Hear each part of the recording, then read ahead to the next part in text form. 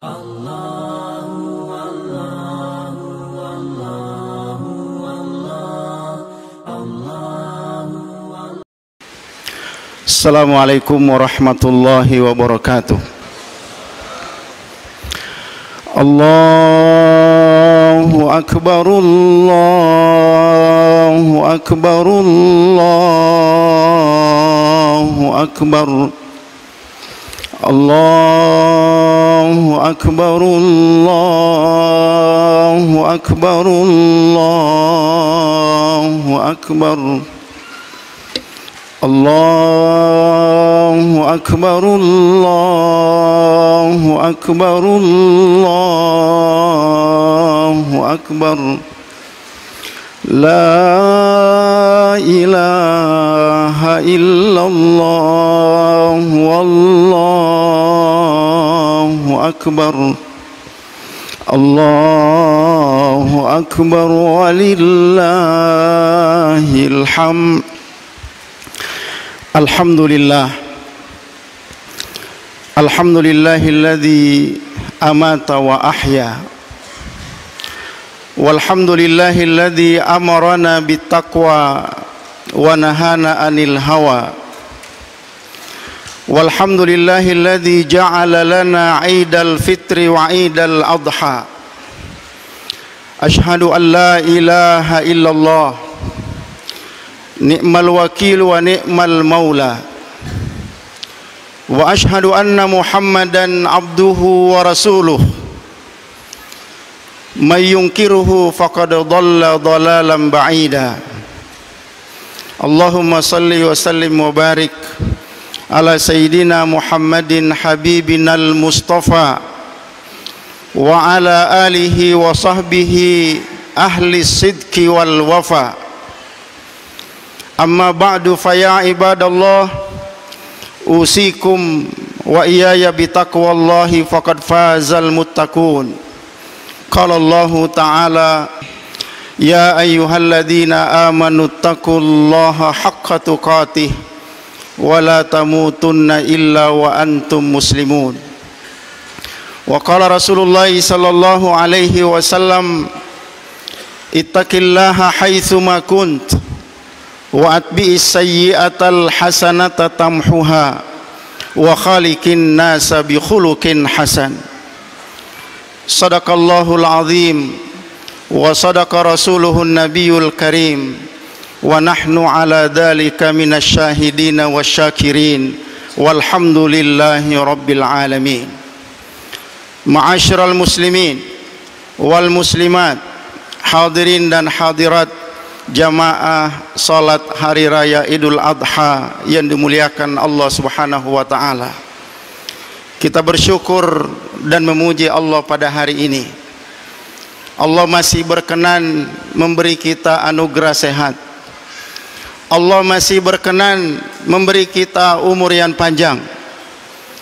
Allah masih berkenan memberi kita hidayah sehingga di pagi hari ini kita sama-sama bisa melangkah hadir di masjid yang kita cintai ini, memenuhi panggilan Allah, memenuhi seruan Rasulullah sallallahu alaihi wasallam untuk melaksanakan salat hari raya Idul Adha.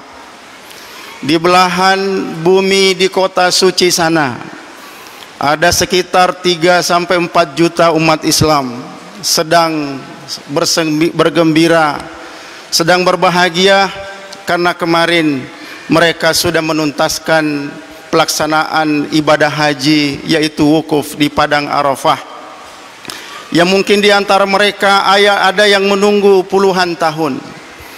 Baru tahun ini bisa dilaksanakan dan bisa terlaksana berkat panggilan Allah Subhanahu wa taala. Di belahan bumi sana ada belahan tanah yang bernama bumi Palestina, di mana hari ini di tempat ini mungkin kita bergembira. Di tanah suci umat Islam sedang bergembira karena berhasil menunaikan ibadah haji. Tapi saudara-saudara kita di Palestina hari ini, yang mereka dengar tiap hari adalah suara tembakan, suara bom, dan sebentar lagi mungkin kita akan menikmati lezatnya daging hewan kurban kita. Tapi di sana untuk makan sesuap nasi saja mereka harus bersusah payah dan mengantri berhari-hari untuk hanya sekedar mendapatkan sesuap nasi yang mereka tunggu dari saudara-saudaranya umat Islam di belahan dunia ini. Salam dan salawat kepada Rasulullah sallallahu alaihi wasallam. Karena sunnahnya lah kita bisa berkumpul dan masih istiqamah beribadah kepada Allah pada hari ini. Allahu Akbar walillahil hamd. Di dalam Al-Quran terdapat kurang lebih 6.600 ayat lebih, dan berdasarkan kesimpulan dan penelitian para ulama kita bahwa 2/3 isi kandungan Al-Quran itu adalah isinya kisah-kisah umat terdahulu.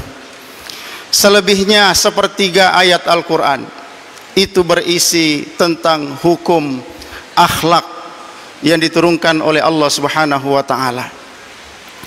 Di antara dari 2/3 kisah-kisah yang disebutkan Allah di dalam Al-Quran, ada satu kisah pengorbanan yang menjadi pelajaran dan ibrah sepanjang masa buat kita umat Islam, yaitu pelajaran tentang bagaimana kisah pengorbanan Nabi Ibrahim alaihissalam dan putranya Nabi Ismail alaihissalam. Di dalam Al-Quran kalau Allah Ta'ala, laqad kana fi qasasihim la'ibratul liulil albab, wa qala ta'ala faqsusil qasasa la'allahum yatafakkarun. Sesungguhnya di dalam kisah-kisah umat-umat terdahulu itu ada pelajaran, ada ibrah yang sangat berharga bagi mereka yang berfikir.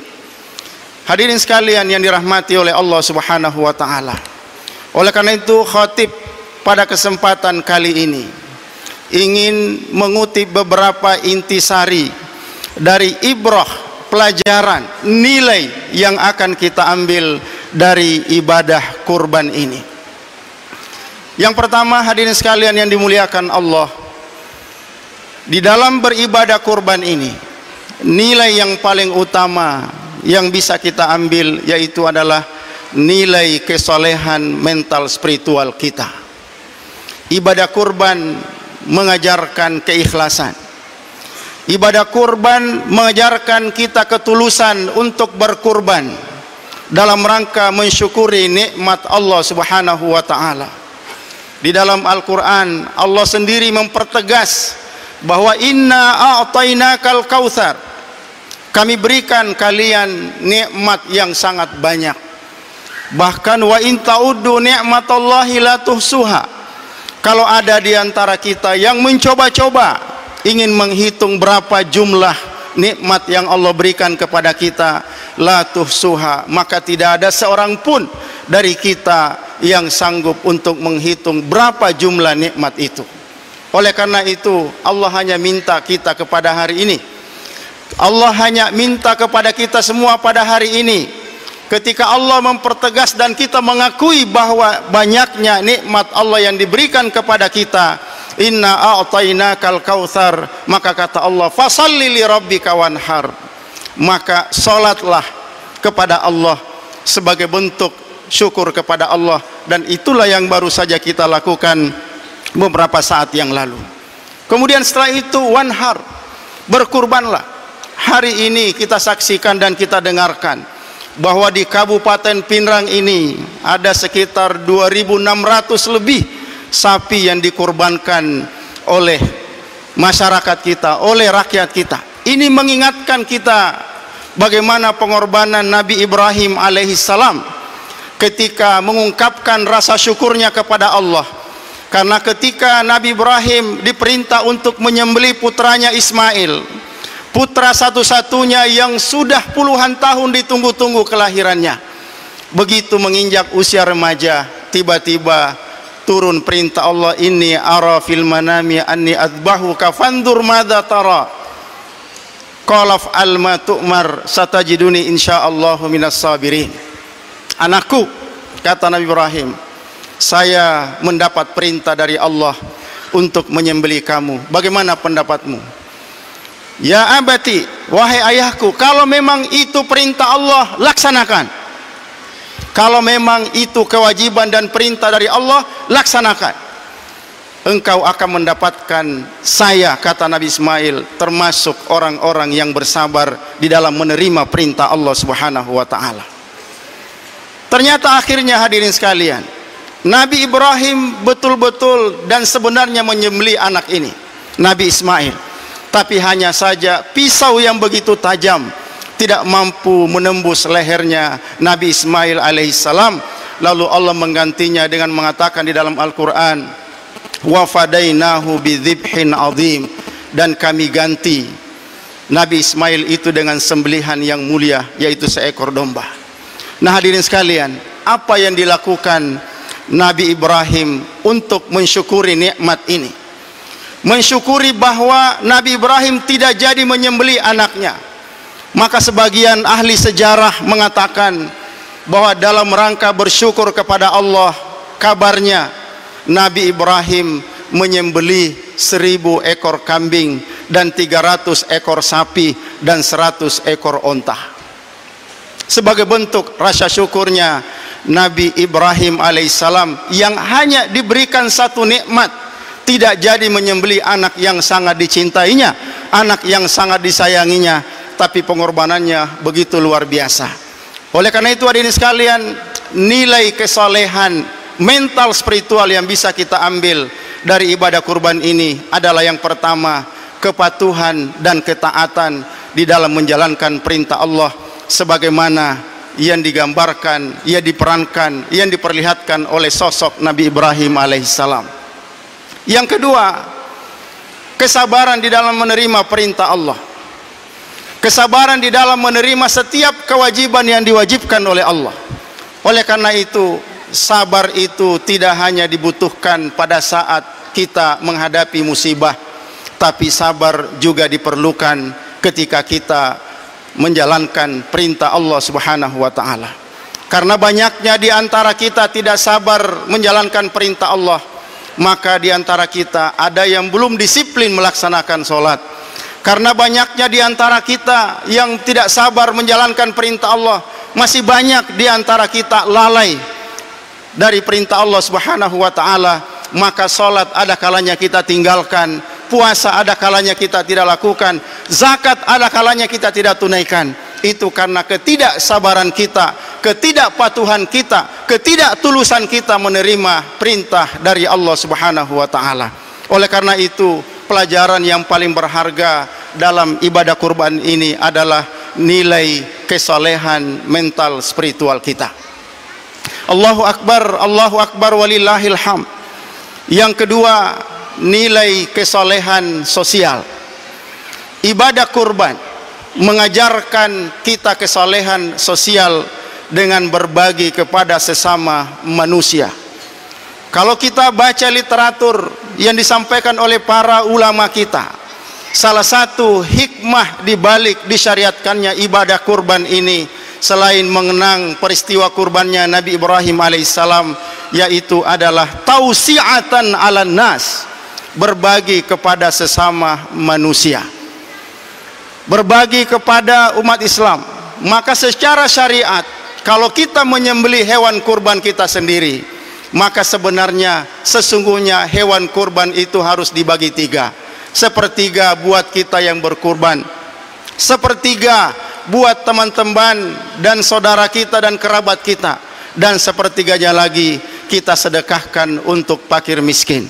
Karena diharapkan pada hari raya lebaran ini tidak ada satupun umat Islam yang tidak senang, tidak ada satupun di antara umat Islam yang tidak bergembira. Oleh karena itu semuanya harus makan pada hari ini. Itulah sebabnya kenapa Rasulullah sallallahu alaihi wasallam bersabda, innama hiya ayyamu aklin wa syurbin wa zikrin lillahi ta'ala. Sesungguhnya hari-hari lebaran itu 10, 11, 12 dan 13 Zulhijjah itu adalah hari-hari makan, hari-hari minum dari hewan kurban yang kita sembelih, dan hari-hari berzikir kepada Allah. Itulah sebabnya kita disunnahkan sampai hari ketiga, hari lebaran Zulhijjah ini, kita tetap melakukan takbir di masjid. Kita melakukan takbir setiap kali selesai kita sholat. Tujuannya adalah ketika kita sedang menikmati makanan persembahan kita kepada Allah, ketika kita sedang menikmati minuman yang kita nikmati setiap hari-hari lebaran itu, jangan lupa bahwa makan dan minum itu adalah simbol kesenangan. Makan dan minum itu adalah simbol kebahagiaan. Maka pada saat kita sedang bahagia, pada saat kita sedang bersenang, jangan lupa berzikir kepada Allah Subhanahu wa taala. Jangan lupa mengingat Allah Subhanahu wa taala. Allahu akbar walillahil hamd. Nilai kesolehan yang ketiga adalah nilai kesolehan ekonomi, nilai kesolehan finansial. Hadirin sekalian, secara tidak langsung perekonomian umat akan berputar dengan adanya ibadah kurban ini. Coba kita tadi lihat, ada sekitar 2.657 kurban sapi di wilayah Kabupaten Pindrang. Kalau kita pukul rata harganya 20 juta, maka berapa miliar? Berapa miliar dana yang berputar hanya pelaksanaan hewan kurban ini? Ini masih wilayah Kabupaten Pindrang. Bagaimana kalau satu wilayah Sulawesi Selatan? Bagaimana kalau satu wilayah negara Indonesia? Luar biasa. Banyak yang diuntungkan. Umat akan kenyang. Pedagang sapi akan sukses. Pebisnis akan sukses. Mereka yang fasilitasi usaha ini akan sukses. Inilah nilai-nilai kesalehan finansial yang didapatkan di dalam ibadah kurban ini. Dan tentunya ini adalah spirit besar dari firman Allah Subhanahu wa taala di dalam Al-Qur'an, wa ta'awanu 'alal birri wat taqwa wa la ta'awanu 'alal itsmi wal udwan. Bertolong-menolonglah kalian di dalam kebaikan. Kalau ada yang berdagang sapi, ada yang membeli, ada yang berkurban, ada yang bekerja, maka ini adalah bentuk serikat, bentuk sinergi, bentuk kolaborasi umat yang luar biasa, yang akan melahirkan dan menghasilkan dampak ekonomi umat yang luar biasa hebatnya. Itulah kehebatan ibadah di dalam Islam. Kita dapat nilai spiritualnya dan kita dapat nilai ekonominya. Allahu akbar walillahil hamd. Nilai kesolehan yang keempat yaitu adalah nilai kesolehan personal. Hadirin sekalian, ibadah kurban ini mengajarkan kita kesalehan personal. Setiap individu yang tulus dan ikhlas berkurban, setiap muslim yang berkurban dan ikhlas beribadah kepada Allah, maka yang akan muncul adalah dua sikap utama. Yang pertama adalah sikap yang baik yang bersifat hubungannya vertikal, dan ada yang bersifat horizontal. Hubungannya kepada Allah akan menjadi baik. Kenapa? Karena Allah Subhanahu wa taala berfirman, la yanalallaha luhumuha wala dima'uha walakin yanaluhu taqwa minkum. Sebenarnya bukan daging kurban yang Allah inginkan dari kita, bukan darah hewan kurban yang mengalir itu yang Allah ingin lihat dari kita, tapi yang Allah nilai, yang Allah inginkan dari kita yaitu adalah yanaluhu taqwa minkum, nilai-nilai ketakwaan, nilai-nilai keikhlasan beribadah kepada Allah Subhanahu wa taala, yang sebenarnya ini menjadi dasar perintah dalam semua ibadah yang diperintahkan oleh Allah di dalam Al-Qur'an. Wa ma umiru illa liya'budullaha mukhlishina lahuddin. Dan tiadalah mereka itu, kita semuanya diperintah oleh Allah untuk selalu ikhlas di dalam beribadah kepada Allah Subhanahu wa taala. Maka kesolehan yang ada pada diri Nabi Ibrahim berupa sifat ketaatan dan patuh menjalankan perintah yang disebut dengan as-sam'u wa ta'ah, kami mendengar dan kami patuh. Dan nilai-nilai kesolehan, kesabaran yang dicontohkan oleh Nabi Ismail alaihissalam ketika dia mengatakan if'al ma tu'mar satajiduni insyaallahu minas sabirin. laksanakan perintah itu kalau memang itu dari Allah Subhanahu wa taala, dan engkau akan mendapatkan saya bersabar di dalam menjalankan perintah itu. Inilah nilai-nilai personal. Jadi nilai kesolehan personal yang akan kita capai di dalam berkurban ini adalah nilai vertikal dan nilai horizontal, dan nilai kepatuhan dan ketaatan kepada Allah, dan nilai-nilai kesabaran beribadah kepada Allah Subhanahu wa taala. Allahu akbar walillahil hamd. Nilai yang kedua, nilai keteladanan mencontoh sunnah Rasulullah sallallahu alaihi wasallam, bahwa setiap muslim harus punya manajemen keuangan yang baik. Kalau kita sanggup mengganti-ganti kendaraan kita setiap tahun, kita sanggup membeli baju mahal setiap bulan dan setiap tahun, apakah kita sanggup berkurban setiap tahun? Ini adalah nilai-nilai personal. Karena Rasulullah sallallahu alaihi wasallam yang kita kenal sangat sederhana di dalam kehidupan rumah tangganya. Yang kita kenal Nabi cenderung susah di dalam hidupnya. Tapi siapa yang mengira, hadirin sekalian, selama kurung waktu tahun 13 Hijriah sampai tahun 23 Hijriah Nabi diwafatkan di Madinah. Pada hari itu semua ulama sepakat mengatakan, berdasarkan riwayat dari hadis Rasulullah sallallahu alaihi wasallam, bahwa selama 10 tahun di Madinah Nabi tidak pernah tidak berkurban setiap tahun. Padahal hidupnya sangat sederhana, padahal hidupnya cenderung susah kesehariannya, tapi Nabi masih menyempatkan berkurban setiap tahun. Bagaimana dengan kita yang tingkat perekonomian kita insya Allah semakin meningkat? Apakah komitmen kita berkurban setiap tahun itu terpenuhi? Itulah sebabnya kenapa sunnah ini sangat diperhatikan oleh Rasulullah. Kenapa sunnah ini disebut sunnah muakkadah? Karena Rasulullah sallallahu alaihi wasallam pernah bersabda, barang siapa yang mampu berkurban dan tidak berkurban, fala yuqarribanna musallana, jangan pernah mendekati tempat salat kami ini. Artinya seolah-olah Rasulullah sallallahu alaihi wasallam, mereka yang punya kemampuan berkurban, mereka yang punya kelebihan harta dan tidak berkurban, maka jangan sekali-sekali mendekati tempat pelaksanaan salat hari raya Idul Adha. Saking dianjurkannya yang namanya berkurban kepada Allah Subhanahu wa taala. Terakhir hadirin sekalian, Allahu akbar walillahil hamd. Nilai kesolehan yang kelima adalah nilai kesolehan moral. Hadirin sekalian, inilah nilai akhlak yang ada di dalam berkurban ini. Di dalam syariat kita, ketika kita akan menyembelih hewan kurban, maka kita dianjurkan untuk mengasah pisau setajam-tajamnya. Ketika kita menyembelih hewan kurban, maka kita diminta untuk memilih tempat memotong leher kurban itu yang mempercepat kematian hewan kurban itu. Artinya apa? Kita tidak boleh menyiksa binatang dengan menggunakan pisau tumpul. Kita tidak boleh menyiksa hewan ternak dengan menyembelih bukan pada tempatnya. Ini nilainya adalah nilai kasih sayang. Artinya hadirin sekalian, sampai kepada binatang pun agama kita ini mengedepankan sifat kasih sayang. Oleh karena itu Rasulullah sallallahu alaihi wasallam bersabda, irham man fil ardi yarhamuka man fis sama. Sayangi yang ada di bumi.